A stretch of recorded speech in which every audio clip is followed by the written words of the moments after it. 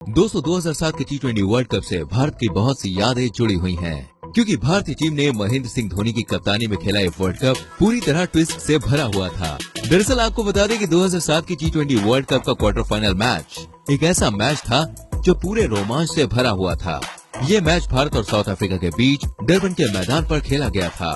ये एकमात्र ऐसा मैच था जहां धोनी की कप्तानी ने कुछ ऐसा कारनामा कर दिखाया जिसकी किसी को उम्मीद नहीं थी। तो चलिए, क्योंकि हमारी इस वीडियो में हम आपको 2007 की T20 वर्ल्ड कप में भारत और साउथ अफ्रीका के बीच हुए क्वार्टर फाइनल मुकाबले के एक ऐसे ही ट्विस्ट के बारे में बताने वाले हैं जिसके बारे में शायद ही आप में से किसी को पता हो। दोस्तों, ये मुकाबला एक क्वार्टर फाइनल मैच या कहें नॉकआउट मैच भी था, लेकिन भारत के इस वर्ल्ड कप से बाहर होने की संभावना 75% से भी ज्यादा थी।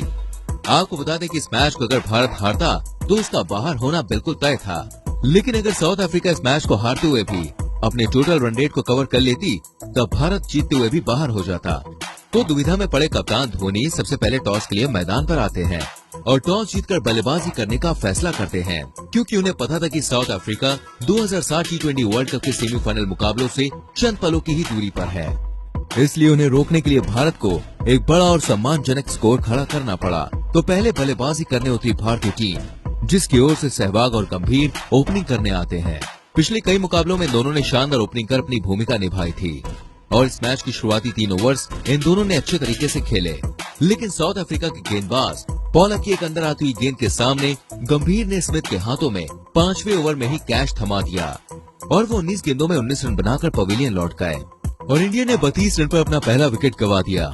और उसके बाद बल्लेबाजी करने आए दिनेश कार्तिक भी उसी ओवर में पॉलक की गेंद पर मार्कल के हाथों में कैच दे बैठे और 0 पर आउट हो गए। और उसके बाद सहवाग, जो कि ओपनिंग करने आए थे, वो भी मात्र 11 गेंदों का सामना करते हुए केवल 11 रन ही बना पाए और आउट हो गए। और फिर बल्लेबाजी की कमान संभालने आए रॉबिन उथप्पा भी अपना विकेट खो बैठे। आपको बता दें, तक भारत 10 ओवर में 61 रन बनाकर 4 विकेट खो चुका था। उसके बाद धोनी ने स्वयं जिम्मेदारी लेते हुए बल्ला पकड़ा और अपने कंधों पर भार लेकर एक शानदार पारी खेली और कई बड़े बड़े शॉट्स भी लगाए और इसी तरह ये भी 33 गेंदों पर 45 रन ही बना सके और रन आउट का शिकार हो गए। दरअसल ये बहुत अजीब था, क्योंकि धोनी इतना तेज भागते हैं कि इन्हें रन आउट कर पाना बहुत मुश्किल होता है, लेकिन धोनी ने इस मैच में अपनी भूमिका अच्छे से निभाई। पर दोस्तों, जहां एक तरफ धोनी तेजी से भारतीय टीम को आगे ले जा रहे थे, वहीं रोहित शर्मा भी दूसरी ओर से कमान संभालने में लगे हुए थे और इन्होंने अर्धशतक के साथ एक शानदार पारी खेली और इन दोनों ने मिलकर भारत को एक सम्मानजनक स्कोर तक पहुंचा दिया और भारत ने पूरे 20 ओवर खेलते हुए 153 रनों का स्कोर खड़ा किया, जो उस समय एक एवरेज स्कोर हुआ करता था। लेकिन कप्तान धोनी को अपने ऊपर पूरा विश्वास था कि वो भारत को विकेट के पीछे से जीत दिलाएंगे, लेकिन साउथ अफ्रीका किसी जीत की तलाश में नहीं थी, बल्कि वो अपने टोटल रन रेट को कवर करने के लिए ये मुकाबला खेल रही थी। क्योंकि अगर साउथ अफ्रीका का रन रेट भारत से ज्यादा हो जाता तो भारत जीत कर भी क्वालिफाई नहीं कर पाता। लेकिन धोनी ने शानदार कप्तानी करते हुए दूसरा ओवर आरपी सिंह के हाथों में दे दिया, जो कि left arm medium fast bowler थे।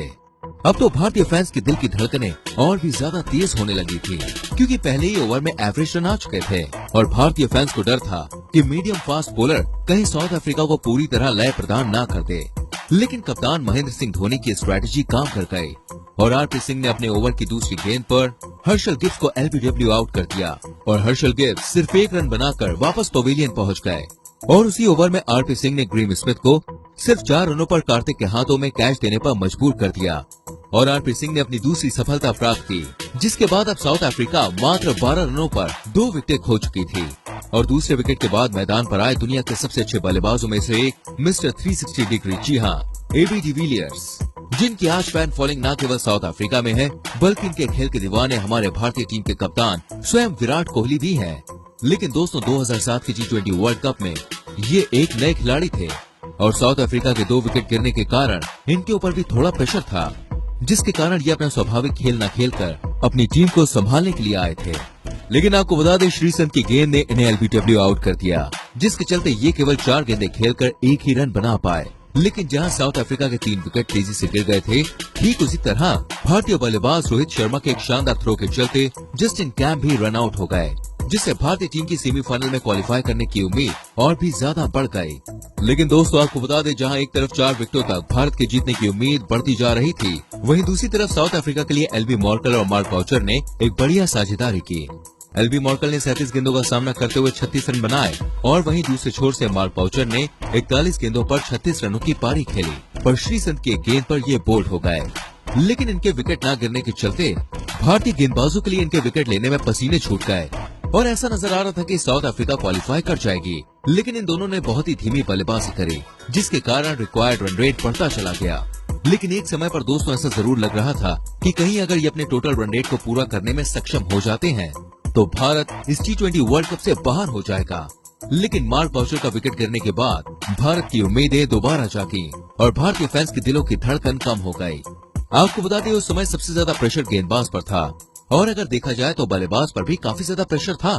क्योंकि 153 रनों को चेस करते हुए उन्होंने रन रेट को बहुत ज्यादा बढ़ा लिया था। मार्क बाउचर के बाद वैरनन बल्लेबाजी करने के लिए आए, जो कि इस टूर्नामेंट में बहुत अच्छी लय में नजर आ रहे थे। लेकिन दोस्तों आपको जानकर ताज्जुब होगा कि 2007 के उस वर्ल्ड कप में हरभजन सिंह की फिरकी इतनी तेज चल रही थी कि उनके सामने कोई भी बल्लेबाज घुटने टेक दे रहा था। आपको बता दें कि वैरनन भी हरभजन सिंह की इस फिरकी का शिकार हुए। ये मात्र 5 गेंदों पर 2 रन बनाकर ही पवेलियन वापस लौट गए। अब यहाँ से भारत की जान में जान आई, क्योंकि आगे जिन्हें बल्लेबाजी करने आना था वो सब बॉलर थे और अब तक साउथ अफ्रीका सिर्फ 103 रन ही बना पाई थी और 7 विकेट का नुकसान हो चुका था और 18वां ओवर प्रगति पर था। अब साउथ अफ्रीका को एक चिंता सता रही थी कि जिस तरह से उन्होंने बल्लेबाजी की है उस तरह से मैच को जीतना तो छोड़ो, ये अपना टोटल रन रेट भी कवर नहीं कर पाएंगे और अगर ये रन रेट नहीं कवर हो पाया तो 2007 इनके लिए अच्छा नहीं रहेगा। यानी कि भाई 2007 की T20 वर्ल्ड कप से इन्हें बाहर होना पड़ेगा। इसी प्रेशर में काफी देर से क्रीज पर खड़े एल्बी मॉर्कल को भी आरपी सिंह ने एलबीडब्ल्यू कर दिया और अब साउथ अफ्रीका 18.4 ओवर्स में 109 रनों पर 8 विकेटें खो चुकी थी और मैच उनके हाथों से फिसलता हुआ दिखाई दिया, या कह सकते हैं लगभग फिसल ही गया था। लेकिन तभी साउथ अफ्रीका को उम्मीद थी कि वो अभी भी सेमीफाइनल मुकाबला खेल सकते हैं, क्योंकि अभी भी साउथ अफ्रीका के लिए आखिरी ओवर बाकी था और साउथ अफ्रीका को क्वालिफाई करने के लिए 6 गेंदों पर 13 रन बनाने थे, जबकि मैच को जीतने के लिए आखिरी ओवर में करीब 40 रनों की दरकार थी। लेकिन हरभजन सिंह के आगे ये 13 रन भी पहाड़ जैसे हो गए। उन्होंने शुरुआती 4 गेंदों में बिना कोई रन दिए 1 विकेट हासिल कर लिया, जिसके बाद साउथ अफ्रीका को केवल 2 गेंदों पर 13 रनों की जरूरत थी और 1 गेंद बीट होने के बाद साउथ अफ्रीका की उम्मीदें अब पूरी तरह से खत्म हो चुकी थी, क्योंकि 1 गेंद पर साउथ अफ्रीका को 13 रन बनाने थे और आखिरी गेंद पर सिर्फ चौका लगा, जिसके चलते इंडिया ने साउथ अफ्रीका को 37 रनों से करारी मात दी और सेमीफाइनल के लिए भारत क्वालिफाई कर गया और 2007 का वर्ल्ड कप भी जीता। इसलिए ये मुकाबला भारत के लिए एक यादगार मुकाबला बन गया। तो दोस्तों ये थी हमारी एक और इंटरेस्टिंग वीडियो। उम्मीद करते हैं ये वीडियो आपको अच्छी लगी होगी। इस वीडियो को लाइक करें, शेयर करें और आने वाली वीडियोस को देखने के लिए चैनल को सब्सक्राइब करके बेल आइकन प्रेस करें, जिससे आपसे कोई भी वीडियो मिस ना हो। मिलते हैं अगली वीडियो में, till then bye bye, take care.